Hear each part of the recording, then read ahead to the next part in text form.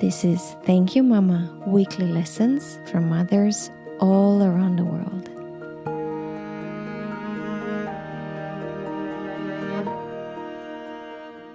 Hi, I'm Anna Tyler, and this is Thank You Mama. My guest today is Doris Lee. Doris is currently in Utah.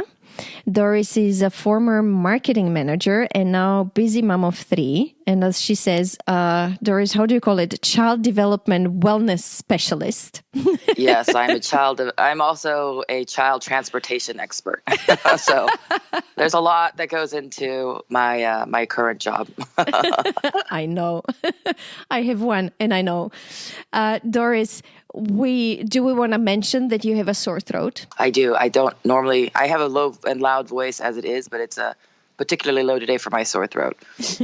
Thank you for being here today for me, in spite of the sore throat. Oh, this is so exciting. I know, it's very exciting. I loved the story of your mama. Will you introduce your mama to me? Sure. My mom is Sophia Lee. She was born in South Korea a few years before the start of the Korean War. She married my father in 1970. And Doris, I'm sorry to interrupt you. Let's talk just very quickly about the Korean War. Sure. It was 3 years, 1950 to 1953, and it was South Korea versus North Korea. Well, I mean, it's a little bit more complicated than that, isn't it? It's just sort of a lot of... It's always more complicated. a lot of world powers coming into play. You know, you had the Chinese and the Russians backing North Korea, and you had America backing South Korea. Any hint of socialism, the Americans were very swift to sort of go in and sort of choose a stake aside. And so the unfortunate thing about it is it really ripped apart the country. It really ripped apart a lot of families.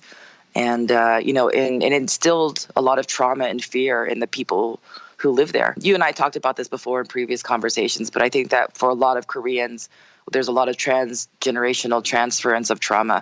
Korea has been a very, colonized and sort of embattled little country for a very, very long time. And I think the culmination of that was definitely the Korean War. But it lasted for 3 years. It was a very short war, yeah. I guess you felt the consequences of it for a long time in the country. Yes, definitely. I definitely think that my mother and father did, my, extended family. And there was a sort of fear and skepticism my mother gained from that conflict, sort of like, skepticism, a fear of strangers, of sort of always sort of like understanding who a person is. I think from my father's side, there's always a willingness to be a believer and to sort of trust what's on the face of, what you see, whether it's an infomercial or a person who says that they can, help you with business. But on my mother's side, she's always been very sort of cautiously skeptical, again, wanting to give someone the benefit of the doubt, but also trying to truly understand what's really behind the person, what's really behind the situation even. These things never leave us. I went through a war, and I went through the beginning of a war because my mom and I left Croatia when it really started in Zagreb. It's interesting how an experience like this changes you and doesn't leave you.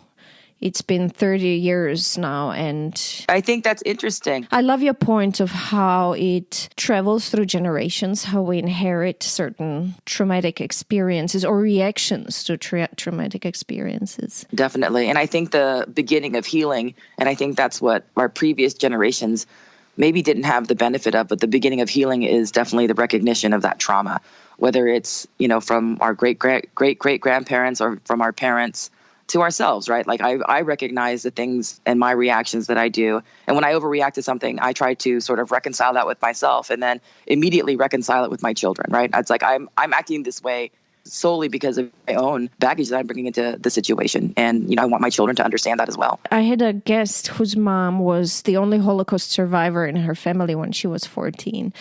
And this was, I think this was the main topic of the interview, was to face things and deal with things. It sounds like her mom just wanted to swipe all of that away, or these horrible experiences. And that caused a lot of issues both for her and further generations, for her daughters. Of course. Let's go back to Mama Sophia Lee. Yes.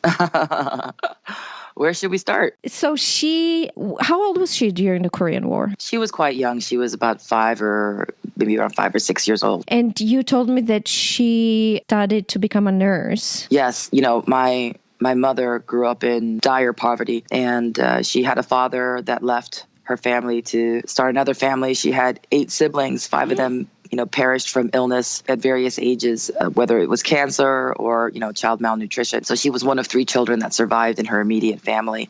And her way out of this poverty, she knew right away. And I think, this is something that's still, this mentality of education still thrives today in South Korea and much of Asia. It's like you have to really strive, you have to really work for a good education. And that's really your key out of a lot of situations. And that was her key out of poverty.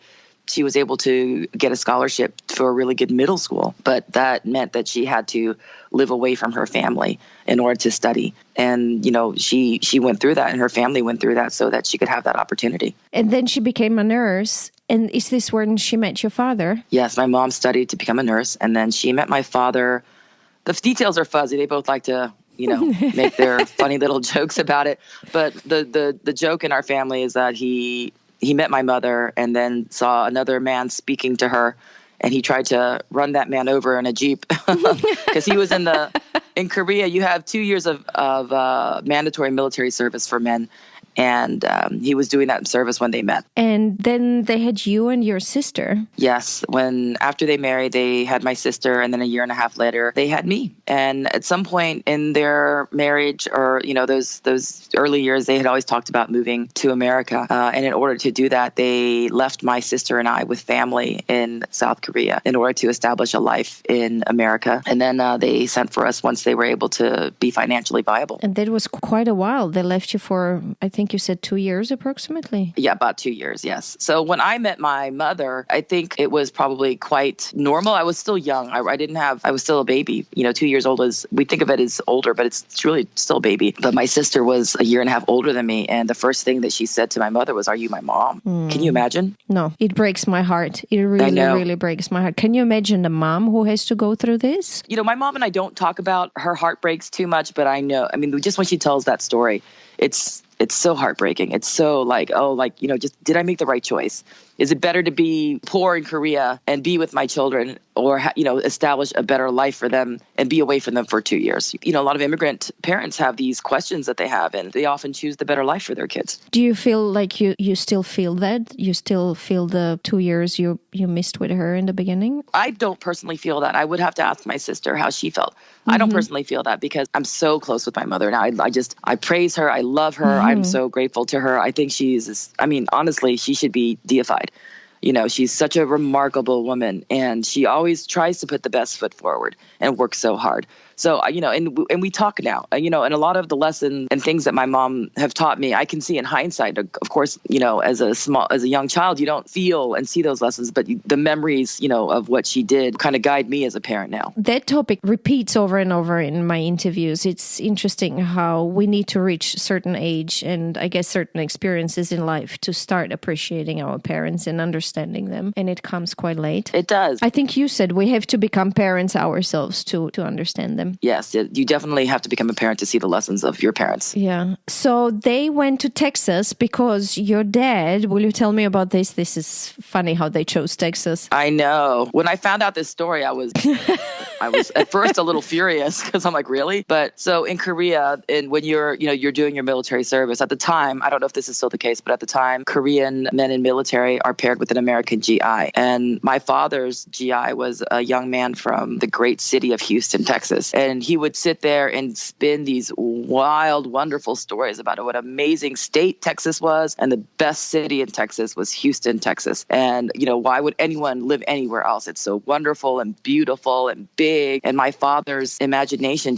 was filled with these amazing images of this wonderful place. So when the time was right, he just picked up my mom and said, "We're going to Houston." In hindsight, of course, you're like, couldn't he have been paired with someone from like New York or LA or someplace different? But, Houston's come a long way. It's a great city now. But at the time, you're just like, sheesh. So they arrived to Houston, and there's another amazing story. Yes. They arrived to Houston without their children, heartbroken, don't speak the language, with one suitcase each. Yes. And, what's funny is in Korea, my dad's English was the best. Everyone thought that this guy was like a language savant because they just thought his English was so great. But then when you come to America, your English is shit, right? Like it's just awful because you're in Korea, your English is great, but when you come here, like nobody understands a damn thing you're saying. So their plans didn't really go beyond getting to Houston. So they're at the airport. It must have been hurricane season because it was just monsooning.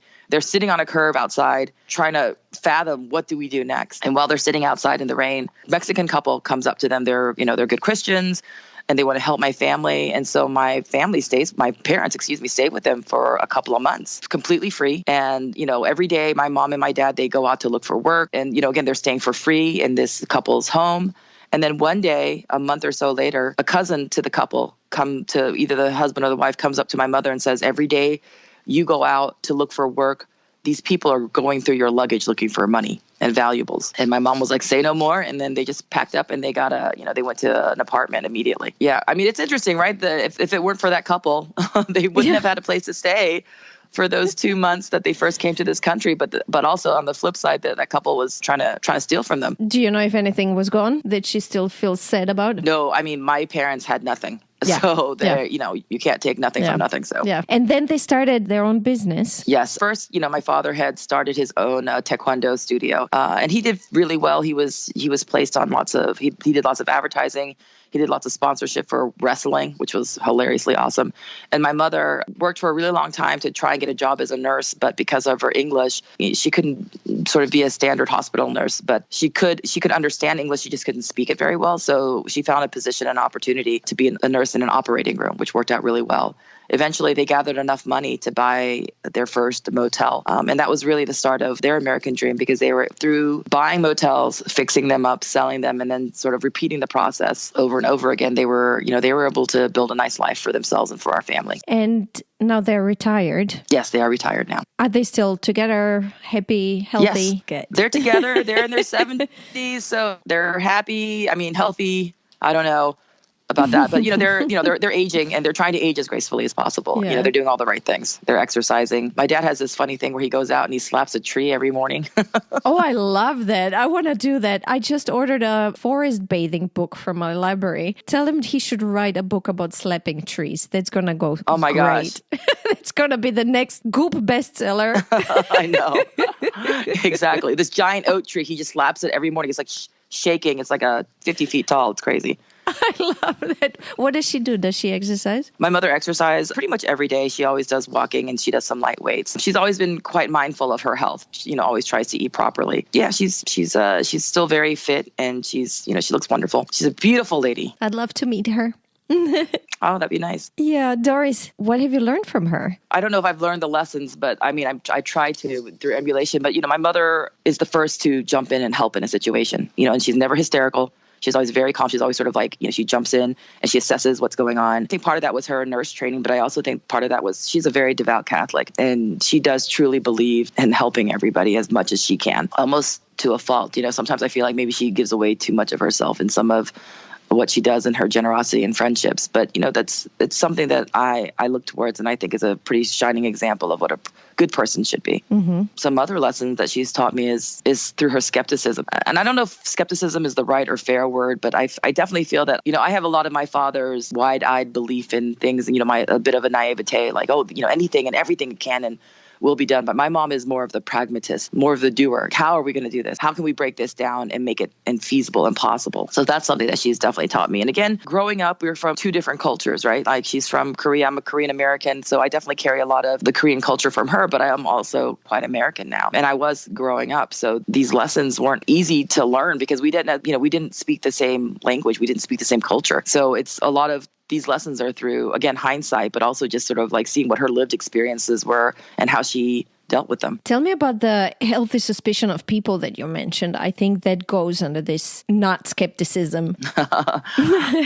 It's so funny because, again, the Korean culture can be very, very male dominated, right? And I think my mom wanted, in some ways to protect me from that, and oftentimes, and I didn't, again, at the time I didn't understand it, but, if there were boys swamping around me, or if I was getting phone calls from young men, she was always very, not suspicious, but again, just sort of like, well, who are these guys? Like, are they your friends? Are they your boyfriends? Where do they come from? Who are their families? Just sort of like getting a deep dive into everybody. And it's so funny because I do that now to everybody, like, well, who are these people? And it's like a lot of times people think they're getting interrogated from me when they first meet me. And that's just my wanting to know more about them sort of instantaneously. It's like machine gun fired questions, but it's just, for me, it's just like, I really want to know. And I think part of that I got from my mom. And I remember also when I was in high school and getting older, and we would be at like parties and stuff like that. And then if there were older men who were like coming around to talk to me, all of a sudden she would be right next to us, sort of like, gazing upon the situation, try to understand like, oh, okay, what's happening here? And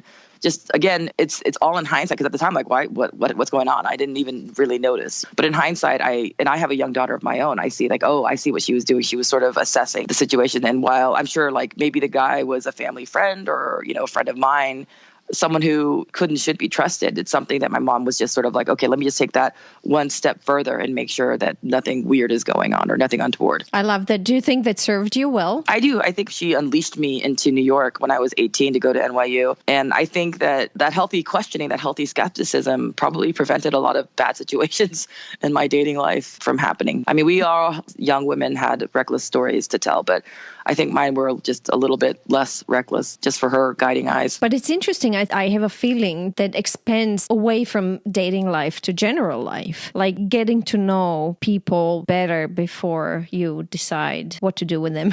If they're friends, if they're business partners, whatever. Yes. I also inherited a big naivety from my parents and my mom especially, where everybody's the best friend immediately, and that's not healthy. It isn't healthy. That's so funny that you said that too, because that's my first thought is like, hey, you're new.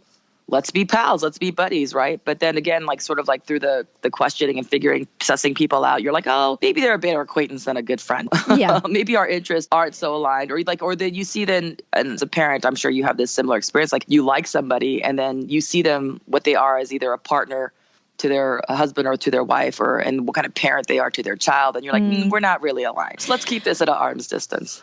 I think that comes with age maybe as well. But I wanted to ask you about the other one. I think it's connected. You called it questioning everything or not taking the first thing you get. I love that lesson. Tell me about that. I know. I want to learn that. At first, when my mother would ask all these questions, whether, we're at a market or buying something in a mall, just, she'd always be so impatient with me because she's like, don't just buy it right away. See if we can do better. Look around. Don't just buy the first thing that you see or ask questions about this product. Like, is it possible to get a discount? Is there a better product somewhere else? And I think that questioning of not just accepting things at face value has served me well. I ask a lot of questions, and I'm probably just as annoying to my kids as my mother was to me at the time, but I want them to see that, like, I'm not just going to take anything, you know what I mean? And again, it's a very simple example of just being at a market and being like, oh, well, can we do better on either the price of something or just when you're like something as bigger as like shopping around for a refinance. I just wanted to say, do you think this is why they became successful with their business? Because it sounds to me like this is something that helps if you're buying old motels and renovating them. I think it was definitely something that I think that it was just a great time. That part of it was, luck. An opportunity, but I also think that my parents made a really great partnership. My father, again, he's a dreamer. My father's a dreamer. Mm-hmm. He's got big plans. Everything is going to be amazing and big and awesome. If it were up to my father, he'd be like Conrad Hilton or, somebody of that ilk. But again, my mother is the one who helped him make it possible, sort of like helped him realize the finances, helped him, build the business block by block. My dad takes giant steps. My mom helps take the little steps in between those giant steps. That's a great team. Yeah, they are a great team. Yeah. Everyone needs a dreamer and everyone needs a pragmatist. Doris, is there anything she was not able to teach you where you're like, I wish my mom taught me this? Yeah, it's something. And again, I've talked to a lot of women and they've had similar stories, and it's about sex. My parents and my mother and I never talked about sex. And she would hear about my exploits afterwards and be sort of like, tisking and shaking her head. But there have never been an explicit conversation about sex, sexuality, my body, sort of my rights as a woman and my power as a woman. And again, I don't necessarily blame her. I think that a lot of that was cultural, coming from a very traditional country like Korea. It's not something that maybe she had a conversation about. And, being a very strict and devout Catholic, the line of thinking there, of course, is, well, you get married to the person that you love, and that's when you deflower. Become intimate. Right? Yeah. That's when you bloom. Exactly. And having grown up a different way, I have to call a bit of bullshit on that. I don't necessarily think marriage is only for one person and that person will be the love of your life. I think that as a woman, you will go through many different kinds of loves. And, God willing, you land on the one that's right for you, and for me, that's monogamy, clearly. For some other people, that could be polyamory, that could be being asexual and being alone, whatever, having kids, not kids. Those are all choices that you can make. And those choices weren't necessarily laid out for me as a young woman. But I love it how you said that you are talking to your children about this now, especially to your daughter, because you want to empower her through this. Absolutely. I never thought about it in this way, but it's really true. If a young woman owns her sexuality and her body and her feelings, you really do empower her. Absolutely. And I think to destigmatize sex, destigmatize sexuality is so important. So, and again, my kids think I'm so obnoxious and annoying, but I talk about sex all the time. And I talk about it very clinically. I do. I talk about it very clinically. Yeah. I talk about body parts very clinically. It's absolutely normal. Women have breasts. Men have men have breasts too. They're just not, they don't have mammary glands the way we do. We all have nipples. All of these things that are like, ooh, tee. I try to demystify as much as possible, and when my kids were little, I wasn't like, ooh, that's your pee-pee and wee-wee and that's your secret lady spot. And, no, that's your vagina. Mm-hmm. This is your penis. These things are universal. You know what I mean? They're it's nothing special, and get over it. It's funny. Kai asked me the other day why boobies are potty talk. Obviously, they told him this at school. And I didn't have an answer. I'm like, I don't know why boobies are potty talk, because they shouldn't be.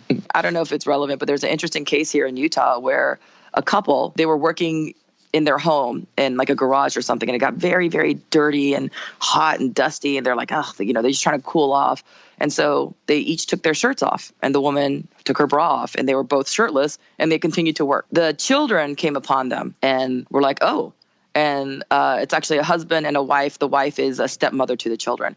And so the children went to their biological mom and said, oh, the mom and, stepmom were in the garage working, and they were topless. And the mom was like, topless? And like, yeah, stepmom had her boobs out. And now that went to court. It went to court. Isn't that crazy? It went to court. A woman in her own home could not be topless. That's insane. Yes, it went to court, and she lost. Especially coming from Europe, where we bathe, topless, and it's like, yeah, whatever. I know.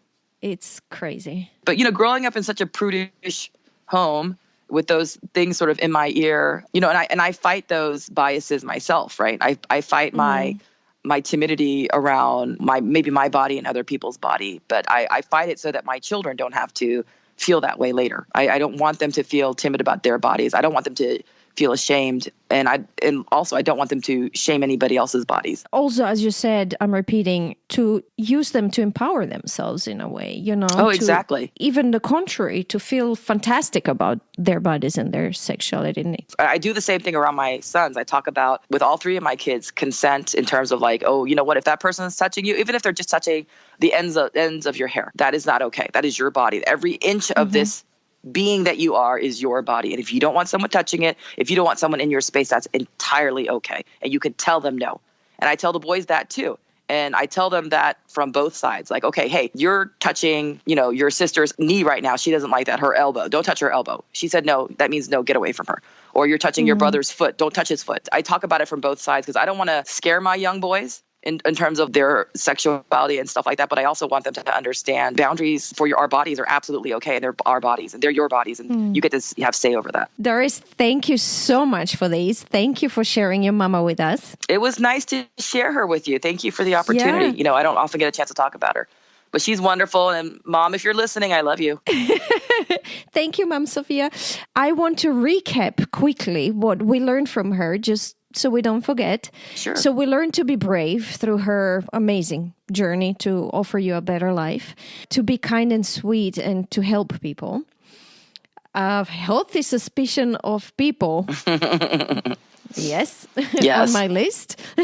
To question things, to not take the first thing that's being offered, and to empower your kids through teaching them about sexuality and their lives. That was the one she taught me by not teaching me. Yes. Thank you for mentioning that. I just want to be clear. Mom, I know we didn't talk about sex. This is the one we learned from you. Doris, thank you so much again for being my guest. Oh, Anna, this is great. Thank you. If you have a mama you'd like to share, you could get in touch with me at info@thankyoumama.net. You can also find me on Instagram, Facebook, and Twitter under Anna Teider. That's ANATAJDER. This was Thank You Mama. Come back next week, subscribe, and tell your friends.